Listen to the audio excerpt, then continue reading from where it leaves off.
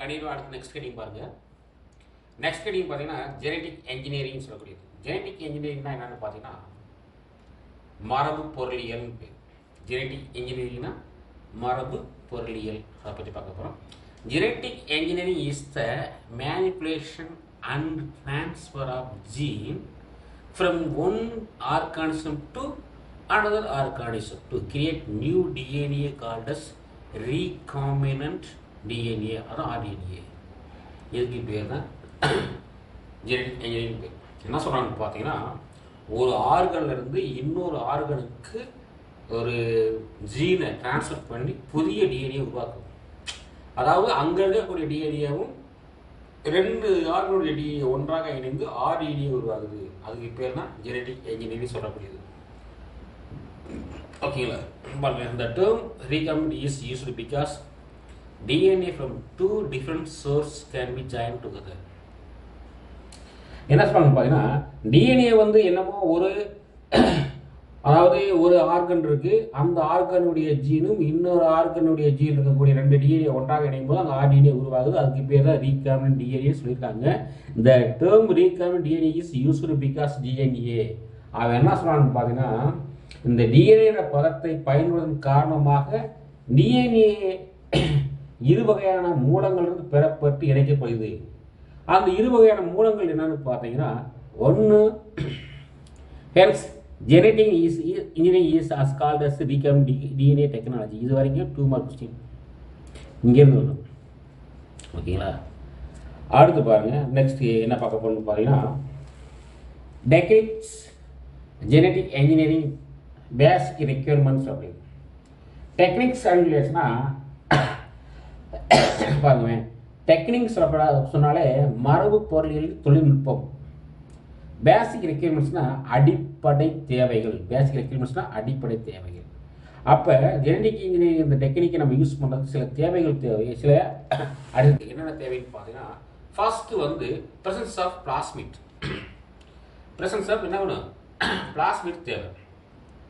Plasmid எங்கே இருக்குன்னு பார்த்தீங்கன்னா பாக்டீரியாவில். எங்கே இருக்குது? பாக்டீரியா. பாருங்க, பாக்டீரியா பிளாஸ்மிட் இன் பாக்டீரியா. பாக்டீரியா இருக்கக்கூடிய பிளாஸ்மிட் தான் நம்மளுக்கு தேவை. That can undergo replication of independently along with the chromosomal DNA. அவங்க என்ன சொல்றாங்கன்னா, ஒரு பாக்டீரியாவை எடுத்து அதுக்குடைய பிளாஸ்மிட்டை எடுத்து அந்த பிளாஸ்மிட் மூலமாக தான் நம்ம வந்து ஒரு குரோமோசோமல் டிஎன்ஏ உருவாக்க முடியும்.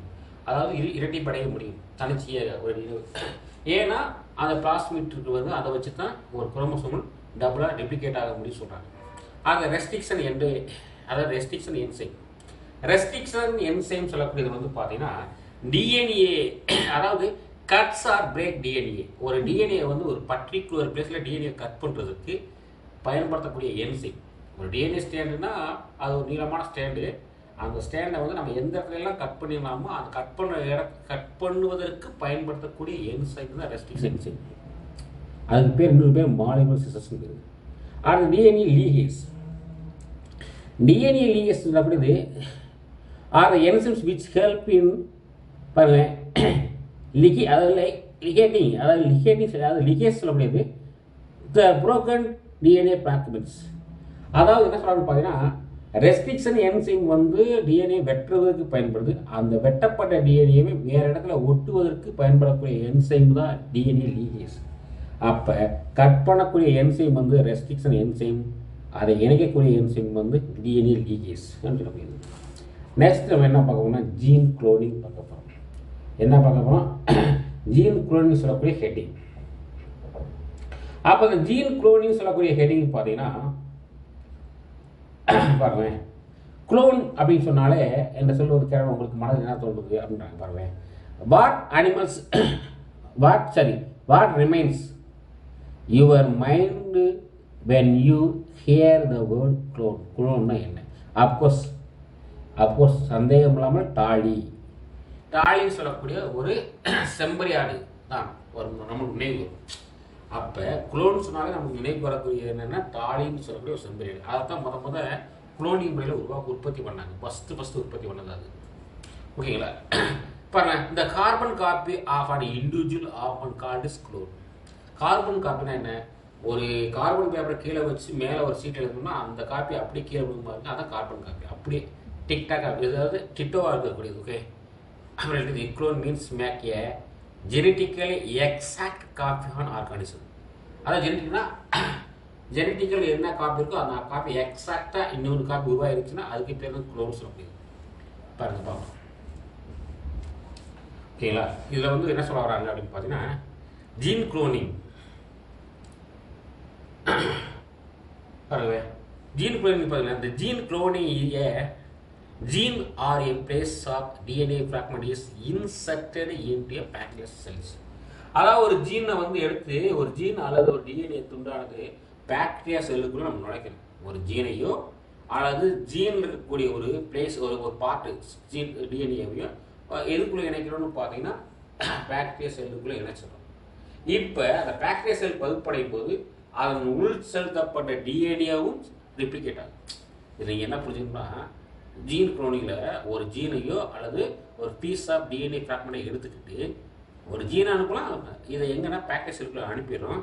பாக்டீரியா எப்படி டிவைட் ஆகுமோ அதோட சேர்ந்து இந்த டிஎன்ஏயும் டிவைட் ஆகும் அப்படின்னு சொல்கிறாங்க. ஓகேங்களா, அடுத்து பாருங்களேன், சில பாயிண்ட்ஸ் கொடுத்துருக்காங்க.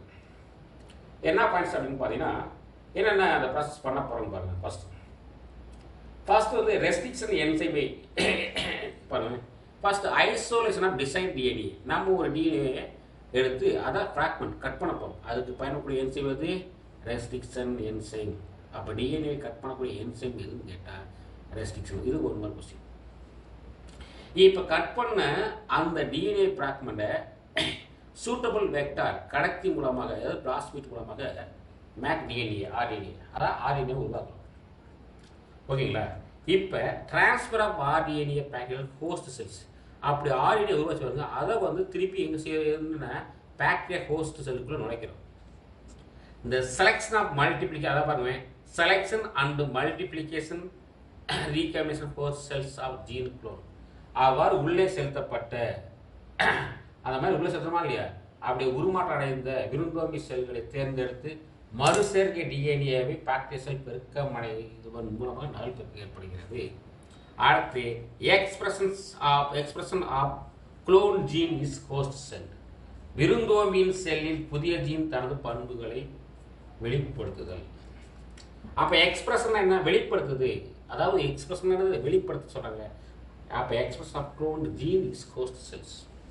விருந்தோம்பின் என்ன ஹோஸ்ட்னா ஒன்று டிஃபெண்ட் பண்ணிக்கக்கூடிய செல்ஸ். இங்கே பாருங்க டயக்ராம் பாருங்க, டயக்ராம் கொடுத்துருக்காங்க. இது வந்து பார்த்தீங்கன்னா பாக்டீரியா செல், சரி. இது வந்து ஹியூமன் செல், இது பாக்டீரியா செல்ஸ். இதுல இருந்து ஒரு டிஎன்ஏ இருக்குது, இங்கே வந்து டிஎன்ஏ இருக்குது. ஓகேங்களா, அதை கட் பண்ணி இணைக்கிறோம், இணைச்சு இந்த மாதிரி தான் உருவாகும். இது ஒரு டயக்ராம். ஓகேங்களா, பார்த்து அடுத்து குளோனிங் இந்த நம்ம பார்த்தோம்ல டாலின்னு சொல்லக்கூடிய செம்பிரியாடு. இது இந்த குளோன் பண்ணதை இங்கே கொடுத்துருக்காங்க. எப்படி குளோன் பண்ணாங்கன்னு அதை பார்த்துக்கலாம். அடுத்த ஹெட்டிங் பாருங்க, பயோடெக்னாலஜி இன் மெடிசன். பயோடெக்னாலஜி இன் மெடிசன் சொல்லக்கூடியது வந்து பார்த்தீங்கன்னா என்ன சொல்ல வராங்கன்னு பார்த்தீங்கன்னா மருத்துவத்தில் உயிர் தொழில்நுட்பம் என்னன்னு பார்க்கணும். பயோடெக்னாலஜி இன் மெடிசன், மெடிசன் மருத்துவம். அந்த மருத்துவத்தில் வந்து பயோடெக்னாலஜினா உயிர் தொழில்நுட்பவியல் என்ன செய்து பார்ப்போம். The using genetic engineering techniques medicinally important valuable proteins are polypeptides that from the potential pharmaceutical products treatment of various diseases have been developed in a commercial scale. அவங்க என்ன சொல்றாங்க பார்த்தீங்கன்னா மரபு அதாவது பயோடெக்னாலஜியை பயன்படுத்தி மருத்துவ முக்கியத்துவம் வாய்ந்த சில மதிப்புமிக்க புரதங்கள் அல்லது பாலிபெப்டைடுகள் உருவாக்கப்படுகின்றன.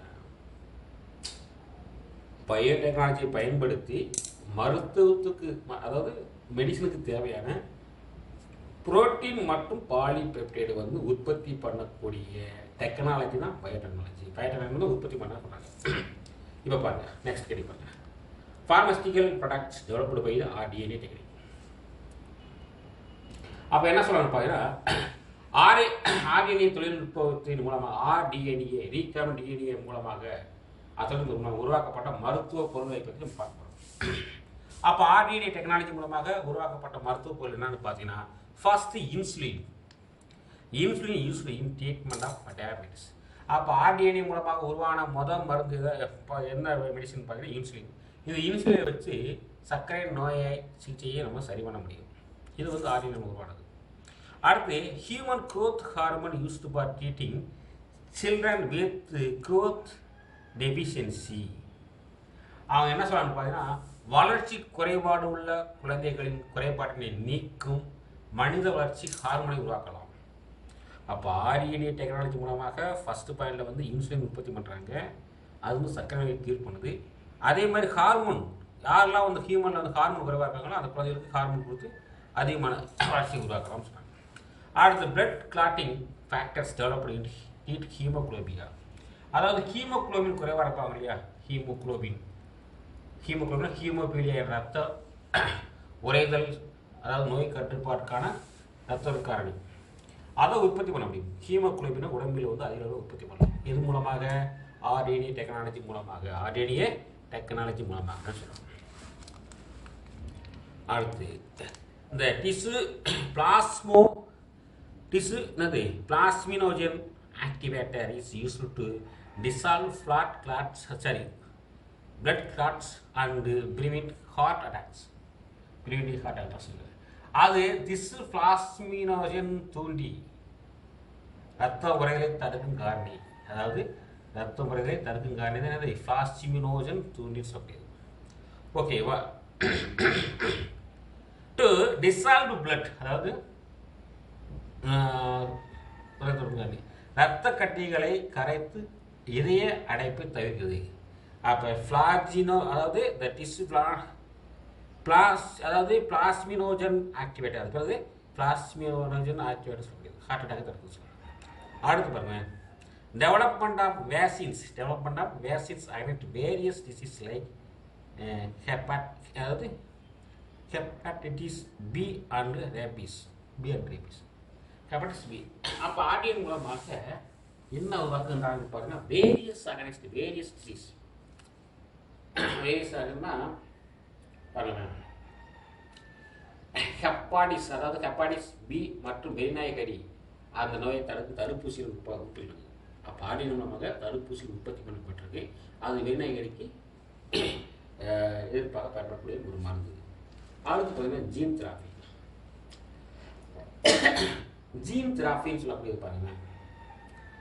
ஜீன் தெராப்பினா ஜீன் சிகிச்சை என்று பேர். அதான் அந்த ஜீன் தெராப்பி பாருங்க. இப்போ gene therapy refers to the replacement of, அதாவது gene therapy refers to the replacement of defective gene by direct transfer of functional gene into human treat genetic disease and disorder. அதாவது என்ன சொன்னா, மனிதன் இருக்கான்னா அவனுக்கு குறைபட்டுள்ள ஜீன்களுக்கு பதிலாக ஒரு திருத்தப்பட்ட வேறு ஒரு ஜீனை உள்ளே இணைப்பது தான் ஜீன் தெராப்பி. ஒரு மனிதனுக்கும் அவன் உடம்புல வந்து ஒரு ஜீன் பாதிக்கப்பட்டிருக்கு, அதுக்கு பிறகு ஒரு ஜீனை வந்து அங்கே கொடுக்குறோம், மாற்றி வைக்கிறோம், அதாவது ஜீன் தெராப்பி. இந்த ஜெனடிக் மேக்கப் பேஷன் செல் ஆல்டர்டு யூசிங் ரீகவர்மெண்ட் டிஎன்ஏ டெக்னாலஜி.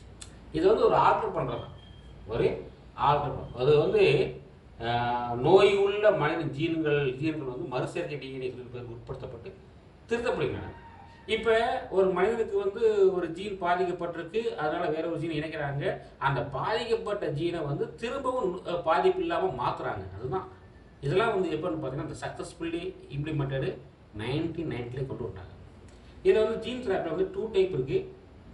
பாருங்க, சொமேட்டிக் ஜீன் தெராப்பி அப்படின்னா உடல் செல் அப்படி சொல்லுவாங்க இல்லையா, அதாவது உடல் செல்லில் திருத்தப்பட்ட ஜீன் மாற்றப்படுவதால். அப்போ உடல் இருக்கக்கூடிய நம்ம உடம்புல இருக்கிறவங்க உடல் செல்லில் மட்டும் ஏதாவது மாறுபாடுகள் ஏற்பட்டிருந்தால் அதை வந்து உடல் செல் ஜீன் சிகிச்சை மூலம் சிகிச்சை நடக்கும்.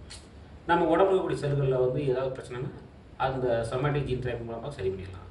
அது ஜெர்மினா இனப்பெருக்க செல் ஏற்படக்கூடிய செல்லை இது அது எக்ஸ் போங்க. ஜெனரலி ஜீன் தெராப்பி கனெக்ட் பாருங்க டில் டேட் ஹேஸ் பாருங்க டார்கெட்டட் ஒன்லி somatic செல்ஸ். அடுத்து correction of genetic effects somatic cells may be beneficial to the parent but corrected gene may not be carried to the next generation. அவன் என்ன சொன்னாங்க, ஒரு செல்ல gene திருத்தம் அந்த திருத்தம் செய்யப்பட நோயாளிக்கு மட்டுமே நன்மை வைக்கும், அந்த திருத்தம் அடுத்த தலைமுறைக்கு எடுத்து செல்லப்படுவதில்லை. இப்போ ஒருத்தருக்கு ஜீன் பாதிக்கப்பட்டிருந்துச்சுன்னா அந்த ஜீனை வந்து அவங்களுக்கு நம்ம ஜீனை மாற்றிடணும். ஆனால் அந்த ஜீன் பிரச்சனை வந்து அந்த வந்து அடுத்த தலைமுறைக்கு போகாது, அது அவரோட செய்யணும்னு சொல்கிறாங்க. இல்லைங்களா? அப்போ ஒரு ஜீன் பாதிக்கப்பட்டிருக்கு, அதுக்காக நம்ம ஒரு ஜீன் சிகிச்சை பண்ணுறோம். அந்த ஜீன் சிகிச்சை மூலம் வந்து அந்த பிரச்சனை வந்து அடுத்த தலைமுறைக்கு எடுத்து செல்லப்பட மாட்டாது அப்படின்னு சொல்கிறாங்க. நெக்ஸ்ட் வந்து ஸ்டெம் செல்ஸ். அடுத்து என்ன பார்க்கணும்னா ஸ்டெம் செல்ஸ்ன்னு பார்க்கணும். ஸ்டெம் செல்ஸ்னாலே அதுக்கு பேர் வந்து அதாவது குறுந்தணுக்கள் பேர். அதாவது குருத்தணுக்கள், அதாவது குருத்து இருக்கக்கூடிய அணுக்கள், அதாவது நுனி இருக்கக்கூடிய stem cells. Our body is the composed of over 200 special cell types. நம்ம உடம்புல பல்வேறு பணிகளை மேற்கொள்ள ஏதுவாக 200க்கும் மேற்பட்ட சிறப்பான செல் வகைகளை கொண்டுள்ளது. அப்போ நம்ம உடம்புல வந்து பார்த்தீங்கன்னா 200க்கு மேற்பட்ட செல்கள் காணப்படுது. அதாவது 200க்கும் மேற்பட்ட சிறப்பான செல் வகைகள் காணப்படுதுன்னு சொல்கிறாங்க நம்ம உடம்பு கொண்டுள்ளது. இதுவே neurons are new cells there can be transmit signals. இப்போ நியூரான் சொன்னால் அவை நரம்பு செல் இருக்குங்க. நரம்பு செல் எதுக்கு பயன்படுது? நம்மளுக்கு உணர்வுகளை கொடுப்பதற்கு. ஆமாம். அதே மாதிரி இந்த ஹார்ட் செல்ஸ் எதுக்கு பயன்படுது? பிளட் அப்படி ரத்தத்தை உற்பத்தி அதை உந்தி தள்ள. அதேமாரி பேங்க்ரியாட்டிக் செல்ஸ் எதுக்கு பயன்படுது? செக்ரெட் இன்சுலின் உற்பத்தி பண்ண. ஓகேங்களா? இந்த மாதிரி செல்கள் வந்து நிறைய ஒர்க் பண்ணுது. நம்ம உடம்புல 200க்கு மேற்பட்ட வகையான செல்கள் இருக்குன்றாங்க. அதில் எக்ஸாம்பிள் என்னது? நெர்வ் செல்ஸ் இருக்குது. நெர்வ் செல்ஸ் எதுக்கு பயன்படுதுன்னா நம்மளுக்கு வந்து உணர்வுகளை அதாவது டிரான்ஸ்ஃபர் பண்ண. ஹார்ட் செல்ஸ் எதுக்கு பயன்படுதுன்னா பம்ப் பண்ண, பிளட்டை பம்ப் பண்ண. பேங்க் செல்ஸ் எதுக்கு பயன்படுதுன்னா நம்மளுக்கு வந்து இன்சுலின் செக்ரீட் பண்ண. இது மாதிரி நிறைய செல்ஸ் இருக்குது பாருங்க. The contact differentiated cells, stem cells undifferentiated or unspecialised mass of cells. இது என்ன சொல்லுவாங்க பார்த்தீங்கன்னா, இட் கான்ட்ராஸ்ட் மாறாக மாறுபாடு அடையாத அல்லது சிறப்பு வகையான செல்கள், மாற்றம் அடையாத செல்கள் அல்லது தொகுப்பு குருத்தணுக்கள். இப்போ ஒரு செல்கள் வந்து எப்பொழுதும் மாற்றம் அடையாமல் இருக்கும். அப்படி மாற்றம் அடையாமல் இருக்கக்கூடிய செல்லை தான் அன்டிஃபரன்ஷியேட்டட் சொல்கிறாங்க. The stem cells are the cells of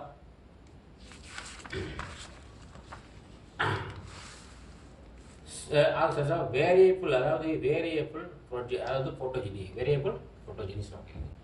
அப்போ இந்த குருத்தணுக்கள் வந்து பல செல்களாக மாறுபட அடைந்து மாறுபட்ட திறன் கொண்டவை அப்படி சொல்லியிருக்காங்க. The protogeny refers to the number of possible fats that can be acquired. இது வந்து பார்த்தீங்கன்னா மாற்றங்களை அடைய ஏதுவாக இருக்கும் சொல்கிறாங்க. அதே நேரத்தில் அக்யூராக இருக்கும், சரியாக இருக்கும் சொல்கிறாங்க. அதில் வந்து இருக்கக்கூடிய நம்ம என்ன பார்க்கணும், ரெண்டு பார்க்க போகிறோம். ஒன்று வந்து பார்த்தீங்கன்னா it is ability to divide and to rise more stem cells by cell renewal. பகுப்படைவதன் காரணமாக அதிக எண்ணிக்கையில், இப்போ ஒரு செல் வந்து பகுப்படையுது, அந்த பகுப்படைவதன் காரணமாக அதிக எண்ணிக்கையில் செல்களை நம்ம உற்பத்தி ரினிவல் பண்ண முடியும்னு சொல்கிறாங்க. இன்னும் ஒன்று வந்து பார்த்தீங்கன்னா it is ability to give rise to specialized cells with a specific function by the process differentiation. மாறுபாடு அடைந்த சிறப்பு செல்கள் மாறி மாறி குறிப்பிட்ட பணியை மேற்கொள்கிறாங்க. மாறுபாடு அடைந்த செல்கள் திரும்ப திரும்ப ஒரே வேலையை திரும்ப திரும்ப பண்ணக்கூடியது அப்படி சொன்னாங்க. இப்போ types of stem cells. Types of stem செல்ஸ்ன்னு பார்த்தீங்கன்னா பாருங்கள், embryonic stem cells. Embryonic stem cells. அப்போ எம்பிரியானிக் ஸ்டெம் செல்ஸ் சொன்னால் அது வந்து கருநிலை குறு அணுக்கள் பேர். கருநிலை அதாவது குருத்தணுக்கள் வகைகள் கருநிலை குருத்தணுக்கள் பேர். Can be extracted cultured from the early embryos. இது எங்கேருந்து உருவுனா ஏர்லி எம்பிரியோடு உருவாகுது. These cells are derived from inner cell mass. இது எங்கேருந்து உருவாகுதுன்னா எங்கேருந்து உற்பத்தி ஆகுதுன்னு பார்த்தீங்கன்னா டெரிவ்டு செல், அதாவது டெரிவ்டு ஃப்ரம் இன்னர் செல் இருந்து, இன்னர் செல் மாஸ் ஆஃப், அதாவது பிளாஸ்டோசிஸ்ட். அப்போ இது வந்து பெறப்படலாம் ஆரம்ப நிலை கருக்கள் இருந்து இது பெறப்படலாம்னு சொல்கிறாங்க. இந்த செல்ஸ் டெவலப் இன்டு எனி செல் பாடி, எனி செல் இந்த பாடி, இது எவ்வளவு செலவு மாற்ற முடியும். அப்போ இந்த எம்ப்ரியானிக் செல்ஸ் வந்து எந்த செல்லாலும் மாறும். அதான் சொல்கிறேன், எந்த செல்லாவது எந்த எப்படி வேணாலும் மாறுன்றாங்க. அடுத்து அடல்ட் ஸ்டெம் செல்ஸ் அல்லது சொமேட்டிக் ஸ்டெம் செல்ஸ், இது வந்து பார்த்தீங்கன்னா ஆர் ஃபவுண்ட் இந்த நியோனல் நியூ பார்ன், இது புதிய இருக்குது, அண்ட் அடல்ட்ஸ் புதிய உற்பத்தின்னு சொல்கிறாங்க. அதாவது முதிர் குருத்தணுக்கள் அல்லது உடல் குருத்தணுக்கள் பேர். அடல்ட் ஸ்டெம் செல்ஸ்னால் முதிர் குருத்தணுக்கள் அது உள்ள சொல்லுவாங்க. இது வந்து பச்சை குழந்தையின் உடலிலும் பெரிய உடலிலும் காணப்படும். இது எங்கெல்லாம் காணப்படும் பார்த்தீங்கன்னா ஃபவுண்ட் இன் நியோனல்னா முதிர்ந்தவங்க பூசப்படுறது அடல்ட்லி காணப்படும். They have ability to divide the rice specific cell types. இது சில செல் டைப்ஸை வந்து உற்பத்தி பண்ணுறாங்க. Source of the adult stem cells are adult stem cell, இந்த அடல்ட் ஸ்டெம் செல் வந்து பாருங்க அம்னியாட்டிக் ஃப்ளூயிட் சொல்கிறாங்க இல்லையா. அம்னியாட்டிக் ஃப்ளூயிட்னா திறமை காணப்படுது. அதாவது அம்பிளிக்கல் கார்டு, தொப்புள் கொடி மற்றும் போன் மேரோ, இந்த 3 ஸ்டெம்ஸ் எக்ஸாம்பிள். இது 3 எக்ஸாம்பிள். ஓகேங்களா. அடுத்து பார்த்தீங்கன்னா ஸ்டெம் செல் தெராபி. அடுத்தது ஸ்டெம் செல்ஸ் தெராபி சொல்லுது. இப்போ கூடுதல் சிகிச்சை என்ன பார்க்கணும்னு பார்த்தீங்கன்னா, சில நேரம் சம் செல்ஸ் வந்து டிசீஸ் ஆர்கனைஸ் த பாடி maybe permanently damage R last இன் த ஜெனட்டிக் கண்டிஷன் டிசீஸ் இன்சுலின். சில நேரங்களில் பார்த்தீங்கன்னா நம்ம உடம்புல வந்து ஒரு செல்களோ அல்லது திசுக்களோ வந்து மற்றும் உறுப்புகள் ஏதோ ஜீன் கோளாறுகள்னால, நல்லா சொல்லுங்க, நம்ம சில நேரங்களில் நம்ம உடம்புல வந்து செல்னாலேயோ இல்லை திசுக்கள் மூலமாகவோ அல்லது உறுப்புகள் மூலமாகவோ உறுப்புகள் ஜீன்களோ கோளாறுகளினாலோ நோயினாலோ இல்லை நிரந்தரமான சேதம். அவன் என்ன சொல்றான்னு பார்த்தீங்கன்னா, நம்ம உடம்புடைய செல்கள் அல்லது திசுக்கள் அல்லது உறுப்புகள் வந்து நிரந்தரமாக சேதமடையுது. அதுக்கு காரணம் வந்து ஜீன்கள்ங்கிற முடியாது, அது விபத்தாக இருக்கலாம் இல்லை நோயாக இருக்கலாம். அதை சரி செய்வதற்கு நம்ம என்ன செய்யணும்னு பார்த்தீங்கன்னா, use treatment of disease with called stem cell therapy.